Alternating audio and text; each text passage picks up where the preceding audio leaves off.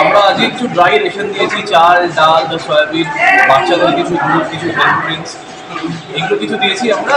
এটা আমাদের continuous process আছে। এই প্রসেসের মাধ্যমে যেটা হচ্ছে সেটা হচ্ছে বেসিক্যালি আমরা একসাথে অনেক লোকের সাথে আমরা ইন্টারাক্ট করতে পারছি, এদের কী সমস্যা আছে সেই সমস্যাগুলো আমরা বুঝতে পারছি, আর সেই সমস্যাগুলো যে কনসার্ন এজেন্সি আছে তাদেরকে আমরা বলতে পারছি। বেসিক্যালি এটা দেওয়া তো সিম্পল ব্যাপার আছে, এনাদের সাথে কথা বলা, এনাদের সমস্যাগুলো বোঝার জন্যই এই মিটিংটা। আর কিছু না। কতজনকে দিয়ে গেল আজকে? আজকে এক টোটাল 100 জনকে দেওয়া হয়েছে। মানে কি প্রত্যেক মাস দিয়ে যায়? হ্যাঁ। প্রত্যেক বছর মানে মাসে দিয়ে যায়, মাসে মাসে? না, এটা মাসিক এবং প্রত্যেক সপ্তাহেই করা হয়। সপ্তাহ সপ্তাহ? মানে যখন যখন দরকার হচ্ছে তখন তখন আমরা দিচ্ছি, রুটিন প্রসেস।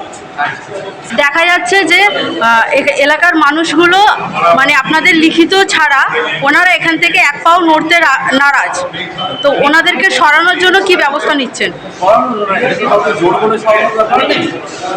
আমাদের পুলিশের লোকজন আছে, সিভিল অ্যাডমিনিস্ট্রেশন থেকেও আছে, এনাদেরকে কনভিন্স করা হচ্ছে। অলরেডি কিছু মানুষজন চেষ্টা করেছেন, তো এটা কনভিন্স করেই করতে হবে।